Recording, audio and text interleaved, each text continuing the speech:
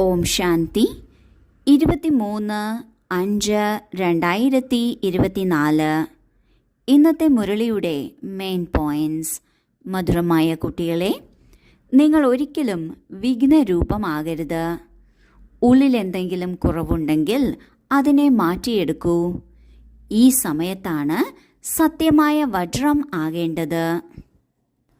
ബാബ നമ്മളെ കല്ല് ബുദ്ധിയിൽ നിന്ന് പവിഴ ബുദ്ധി ആക്കുകയാണ്.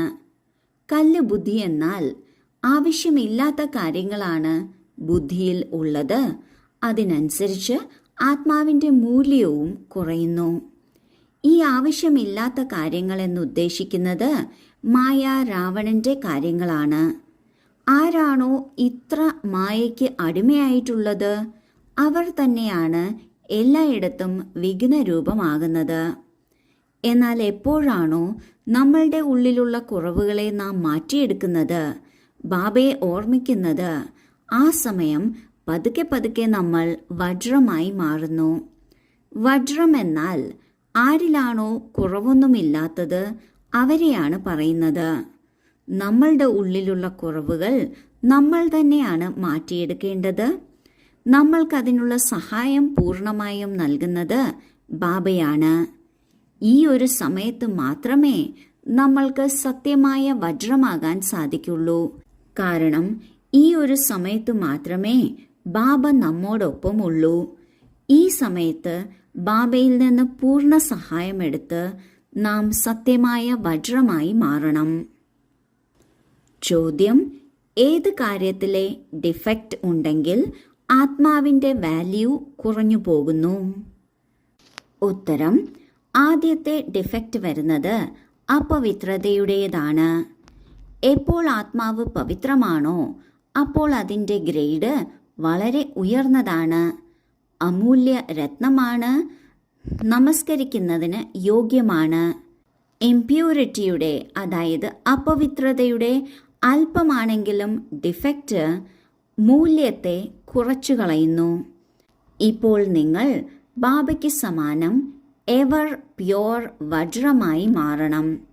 ബാബ വന്നിരിക്കുന്നത് നിങ്ങളെ തനിക്ക് സമാനം പവിത്രമാക്കുന്നതിനാണ്. പവിത്രമായ കുട്ടികളെ ഒരു ബാബയുടെ ഓർമ്മ അലട്ടും. ബാബയോട് മുറിയാത്ത സ്നേഹമുണ്ടായിരിക്കും. ഒരിക്കലും ആർക്കും ദുഃഖം നൽകില്ല. വളരെ മാധുര്യമുള്ളവരായിരിക്കും. ഏതുപോലെ സാധാരണ വജ്രത്തിൽ എന്തെങ്കിലും കറ ഉണ്ട് എങ്കിൽ അതിൻ്റെ മൂല്യം കുറഞ്ഞു പോകുന്നു, അതുപോലെ ആത്മാവാകുന്ന വജ്രത്തിലും എപ്പോഴാണോ അപവിത്രത വരുന്നത് അതൊരു വലിയ കുറവാകുന്നു. അത് ആത്മാവിൻ്റെ മൂല്യത്തെ വല്ലാതെ കുറച്ചു കളയുന്നു. എപ്പോഴാണോ ആത്മാവിൽ ആ ഒരു കറ ഇല്ലാത്തത്, ആത്മാവ് പവിത്രമായിരിക്കുന്നത്, അപ്പോൾ അതിൻ്റെ നിലവാരം വളരെ ഉയർന്നതാണ്, അമൂല്യ രത്നമാണ്, നമസ്കരിക്കുന്നതിന് പൂജിക്കപ്പെടുന്നതിന് യോഗ്യവുമാണ്. എന്നാൽ അപവിത്രത വരുമ്പോൾ ആത്മാവിൻ്റെ തന്നെ മൂല്യം കുറഞ്ഞു പോകുന്നു. ഇപ്പോൾ ബാബയെ പോലെ ഏറ്റവും ശുദ്ധമായ വജ്രമാകുന്നതിനുള്ള സമയമാണ്. ബാബ വന്നിരിക്കുന്നതും നമ്മൾ കുട്ടികളെ തനിക്ക് സമാനം പവിത്രമാക്കുന്നതിനാണ്. ആരാണോ പവിത്രരായ കുട്ടികൾ അവർക്ക് ബാബയുടെ ഓർമ്മ അലട്ടിക്കൊണ്ടിരിക്കും. ബാബയെ ഓർമ്മിക്കണം ഓർമ്മിക്കണം എന്നത് എപ്പോഴും ഉണ്ടായിരിക്കും. ബാബയോട് ഒരിക്കലും മുറിയാത്ത സ്നേഹമുണ്ടായിരിക്കും. അവരൊരിക്കലും ആർക്കും ദുഃഖം കൊടുക്കില്ല. കാരണം ബാബ ദുഃഖത്തെ മാറ്റി സുഖം നൽകുന്നവനാണ്. അങ്ങനെയുള്ള ബാബയുടെ കുട്ടിയാകുമ്പോൾ ഒരിക്കലും ആർക്കും ദുഃഖം കൊടുക്കില്ല, സുഖം തന്നെയാണ് കൊടുക്കുന്നത്. മാത്രമല്ല അവർ വളരെ മധുരമുള്ളവരും ആയിരിക്കും. ആരെയും വേദനിപ്പിക്കില്ല, ആരെക്കുറിച്ചും അവർ നെഗറ്റീവായി ചിന്തിക്കുകയും ഇല്ല. ധാരണയ്ക്കുള്ള മുഖ്യസാരം: സ്വയം ചെക്ക് ചെയ്യണം. നമ്മളിൽ ഒരു അവഗുണവും ഇല്ലല്ലോ. നമ്മുടെ ഓർമ്മ ബാബ വരെ എത്തുന്നുണ്ടോ? നമ്മുടെ സ്വഭാവം ദൈവിക സ്വഭാവമാണോ? വൃത്തിയും മറ്റുള്ള വശത്തേക്ക് അലഞ്ഞു പോകുന്നില്ലല്ലോ. 2. വളരെ പ്രിയമുള്ളവരാകണം. അതായത് ബാബയ്ക്കും ആകർഷണം ഉണ്ടാകണം. എല്ലാവർക്കും സുഖം കൊടുക്കണം. സ്നേഹത്തോടെ ബാബയെ ഓർമ്മിക്കണം. ആദ്യത്തെ പോയിന്റിൽ ബാബ പറയുന്നു, എന്നും ചാർട്ട് ചെക്ക് ചെയ്യണം. എന്നും നോക്കണം നമ്മളുടെ ഉള്ളിൽ അവഗുണമൊന്നും ബാക്കിയില്ലല്ലോ.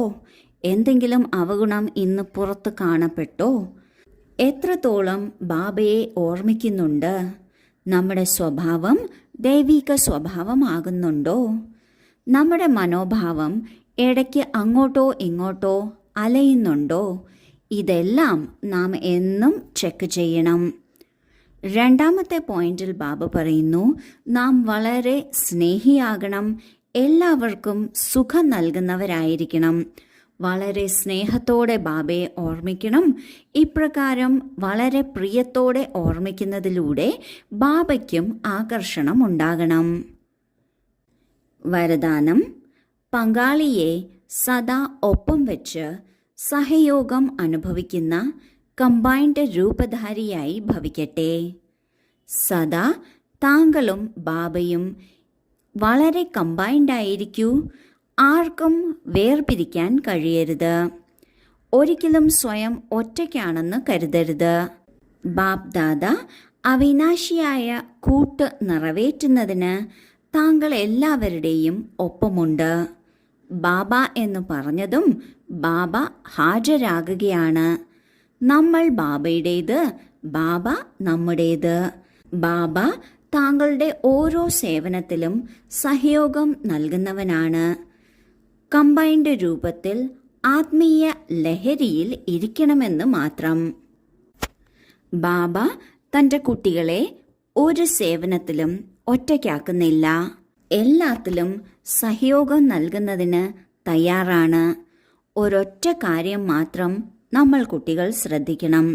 അതാണ് നമ്മളും ബാബയും കമ്പൈൻഡ് ആയി ഇരിക്കണം.